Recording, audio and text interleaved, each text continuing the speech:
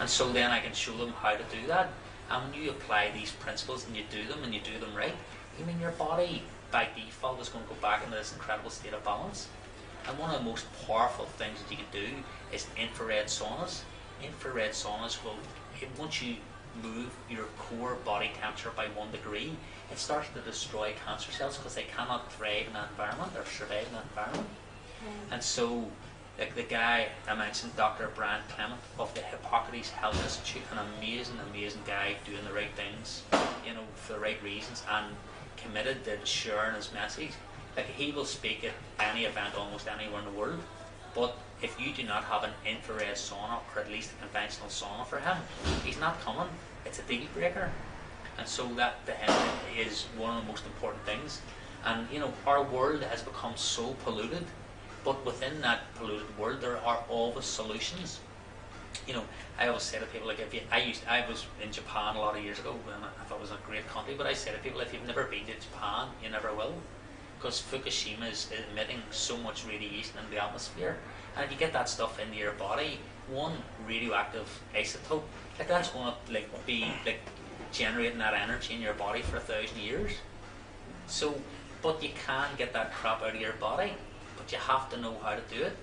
And so the thing is with radiation, I can't remember, but the particles are very negatively charged, very positively charged. I can't remember which is which.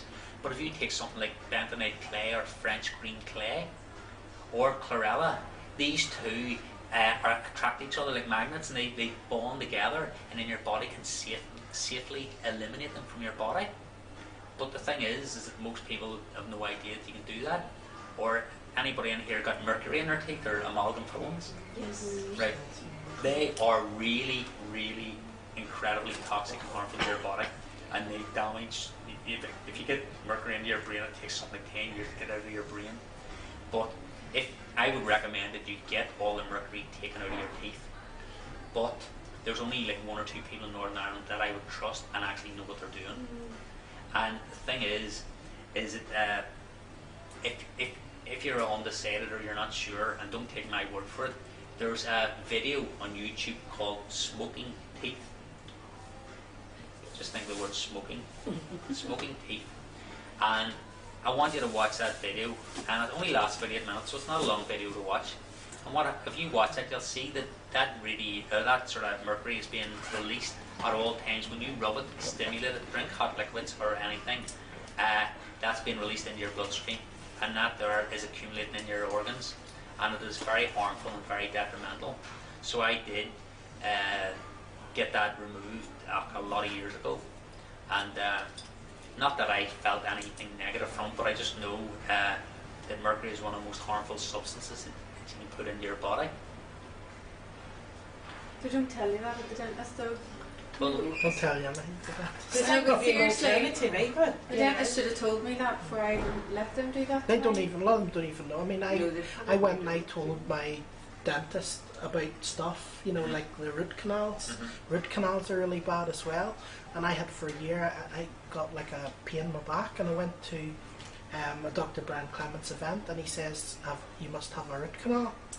And I says, yeah, I have. And he says, well, it's probably leaching stuff out of it. You need to get your tooth out. And I went to the dentist, and I told him, what he basically said. He says, oh, that's a load of rubbish, When I got my tooth out, and that was the end of it. For like a year and a half, I was suffering it. Got the tooth out, next day it had stopped. The dentist says that was a load of rubbish. And that affected your back. Yeah, it was actually my kidneys. It was actually all the toxins coming down into my kidneys from the root canal. Because what happens is there's all these things, and the bacteria actually breeds inside your mouth, because it can't get at. Your tooth is very porous, and so like if any other organs removed from the body or surgery is always taken out, where with a root canal what they do is they take out the blood supply and the nerve, but they leave this hollow tooth in your mouth, and so the bacteria then can live in those wee under your tooth, like little Cavities. well, the wee cavities or caves or whatever that's in your tooth. So if you have a very strong immune system, then the bacteria are always taken care of. But then if you have a compromised immune system, what happens is those bacteria then, whenever you're at a moment of weakness, all get back out and get into the bloodstream. I mean, I did have a root canal done a lot of years ago, and I definitely would recommend it if you had one to get it removed, or never to have a root canal in the first place. But I do have one in my mouth. I think actually I may even have two, but I have a very, very powerful immune system. But if it ever came to it again and I had to do one, I would just extract it because I wouldn't do another root canal. Well, I was telling you about my sister-in-law who was going through the chemotherapy, and after her first treatment of chemotherapy, they'd warned her that her teeth would be sensitive, and so she had to have a tooth out. So obviously it had destroyed or caused, you know, the bacteria then to... There's videos about it as well that it actually can cause, the bacteria can attack it can attack your heart, and it can attack, give you cancer. A lot of people who've all had cancer, they checked, and a large percentage of them had root canals as well. I think statistically, women who get breast cancer, statistically I think it's higher than 80% of the women that have breast cancer have a root canal on the same side as the breast that has the breast cancer. You know, there's a very powerful correlation between the two. Now, I'm not saying it's like, you know, absolutely black and white, but you know, there's a lot of research that suggests that, you know, if you've got a root canal, if you're going to get breast cancer, it's going to be on the side of the root canal. I just think I have an incredibly powerful immune system, so it's not going to bother me. But I wouldn't do another one, and if I did have that one, I would just have it extracted. The other thing as well is that, like, most people, like a great guy, I studied a lot of his work, is one of probably the best hypnotists that ever lived was a guy called Milton Erickson. And Milton Erickson said that patients are patients because of a lack of rapport with their unconscious mind.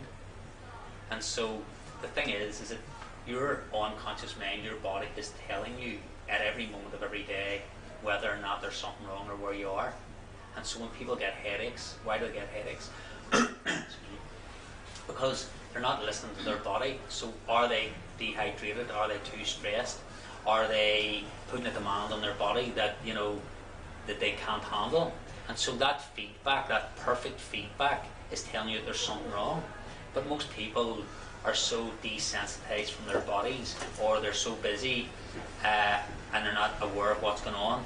And the first thing they do usually is, whenever they get a headache, is they shoot the messenger by taking a painkiller. Many people in here are brave. If you go down the road and the light come on to tell you that your oil light was low, or your car was low on oil, your oil light come on, would you take the bulb out and think that solved the problem? You had people, what they do is they shoot the messenger, they get a headache, and like, it may take away the pain, but whatever's happened there hasn't gone away. And people, I don't know, who would like the ability that they can never feel pain again, they would never feel that pain again? See, that's the worst thing you could ever have, because pain is your friend. It's telling you that there's something wrong. And there's a few people in the world who have a disease called congenital analgesia, which means that they have an inability to feel pain. And so those people end up usually having, either they don't reach adulthood, or they have a very shortened life expectancy. Because if their hand's in the fire, they don't know that it's being burnt. If they have a serious problem in their body, they don't know about it. So the body then ends up, it can get very damaged or compromised. So I have a very beautiful connection with my unconscious mind. It tells me what I need to know. So I never, ever, ever get headaches at all at any time, because as soon as I would even get a level 1 out of 10 in pain, my first thing would be, thank you, unconscious, for that communication. And I would be very grateful to get the feedback. And then I would evaluate, what is it I need to do? Do I need to drink more water?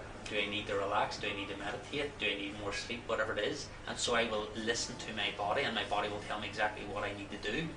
But I've mastered this so well that my body allows me that I can go to the dentist, I can have the root canal done, where they can take the nerve out of my tooth without any anaesthetic whatsoever, and I will not feel 1% of pain, because I can ask my unconscious to switch that pain off.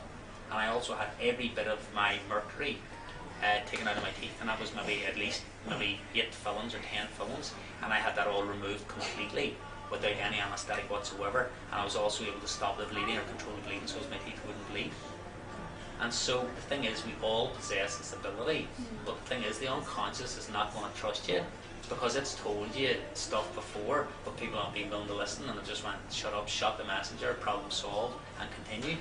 And be under no illusion, like what that has never gone away. And what happens is then the unconscious the next time, excuse me, has to then increase the intensity of the signal because the last one didn't get through. And so you'll get people that are going through life that are on huge amounts of medication, and they keep taking more and more and more and more, and the medication isn't working. Because the thing is that the unconscious needs you to understand the lesson, and it's not that you're deficient in painkillers. And so it will keep generating more and more and more pain until you eventually deal with what is causing the pain, which is, your body's probably far too acidic, you're too stressed, your body's a lot of toxicity, and it's screaming at you that it needs you to deal with this problem, not switch the problem or the communication off so that you actually don't get accurate feedback from what's going on. And so at one stage I was travelling a lot. I was on 85 planes and helicopters in 15 months. I was going from places like Alaska, which is -20, to Dubai in the desert, which is +50. So there's a 70-degree bandwidth. I was flying to seminars. I was sometimes doing 8 20-hour days in a row. But my body never broke down at all at any time. And not only that, there was times where I felt, it was taking a lot of demand out of me. But I sort of negotiated with it that, I needed it to support me then. But whenever I got home and I got the chance, I was going to take, adequate amounts of rest, proper nutrition, proper sleep, proper exercise, and I was going to really, really focus on it. So because I have this rapport, plus I have good reserves of energy and health and nutrients and stuff in my body, I just find that I can push myself and I can borrow even from the future because my body will trust me to do that. And then initially, I never mentioned superfoods for some reason, but I eat really high quality nutritious superfoods. And so what I found at the start when I started taking these years ago is I could take probably about 20 to 30 products in a bowl, and I could eat those every day, once a day. And now I've noticed that because I've been eating them for so long, my body's resistance to them now is that I only need probably about, I would say, 15 to 30% what I used to eat a lot of years ago to get the same benefits, because my body is just maxed out and there's an abundance of all the essential minerals, nutrients and stuff that I need. But initially, your body may have a huge demand because it's craving whatever it needs. And so I was doing a lot of research for a book I'm writing, and I wanted to find out who were the healthiest people in the world. And the people are the Huns of people from the Kashmir in Pakistan at the foot of the Himalayas. And these people regularly live till they're 120 and 130, have no disease in their community at all, no prisons, no electricity, no money. And not only that, they're the happiest people or perceived to be the happiest people on the planet. And then you go and you figure out who are the sickest people in the world. It's no secret, the Americans. And the Americans are the most overfed and undernourished people in the world because they're eating huge amounts of nutritionally deficient foods that have no nutrition in them. And so the body craves nutrition, and so keeps eating and eating and eating, searching for the calories. And not only that, in America, they also they're the sickest people in the world. And if you look at it, they also spend the most on healthcare than any other nation in the world. If you don't understand health, surely you think that if you're spending more on health, you have better health. The people that spend the most on health have the worst health in the world. It's just something to think about. Use common sense. The closer to nature something is, the better it's going to be. Don't follow that medical religion blindly down the road. And, common sense would tell you that you wouldn't use something like chemotherapy that causes cancer to treat cancer. You wouldn't use radiotherapy that causes cancer to treat cancer. Yet these people consistently use things that are so outdated, and common sense would tell you don't work. The same way years ago doctors used to promote smoking as a health product and used to say that the doctors that Camel was the cigarette of choice for most doctors. They used to use leeches on your body years ago as well. They used to then cut you and bleed you. And if you'd have said anything about the medical religion then, you'd have thinking you were a crazy person. You probably would have got burned at the stake. And now, they probably won't burn you at the stake, but I mean, the medical religion is even more extreme and even more blinded by their own self-importance. And a lot of people, when they go through that system, the doctor doesn't treat you as a human being, that you're part of the solution and you're part of the process. What they do is they basically say, they just connect you up to something, you're just an object on a conveyor belt, and these people, like, you're basically, there's no humanity in it, there's no compassion in it, it's just like next, and you just get put through the same system, cut, poison or burn, and it doesn't work. It's also the name of a great film if you want to watch it, Cut, Poison and Burn. There's another one, Food Matters. There's another one like Brzezinski, the movie, Cancer is Serious Business. And if you're undecided about giving up meat, there's a movie called Earthlings, which I recommend you watch. It's not a nice movie, and you probably, if you're a young person, you don't want to watch it, but it will really shape how you look at how the food chain works. Are you doing it? You next? Yeah, you doing it? that's all right. No, it's okay. What time is it? It's 1:45. 1:45. That's okay. So we'll wrap up there around 1:45. So, any quick questions before we bring it to conclusion, or anything you just want to add or contribute?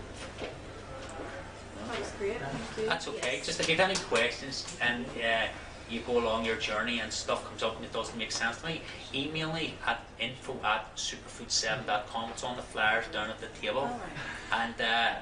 And it might take me a while to respond to you, but I will definitely respond to you. And another thing is, there's another great website run by Dr. Brian Clement called therealtruthabouthealth.com, and it's just a website that will give you really good, high quality, impartial advice that you can really trust, because there's a lot of them out there and they're blatantly misleading, and they'll take you down a road that eventually leads to a shopping cart that, you know, there's a huge profit to be made at the end of it. So thank you for your time, and hopefully you got something of value in it. There's also a good video from Brian Clements about the dangers of mainstream dentistry on YouTube. Yeah. If you check it out as well.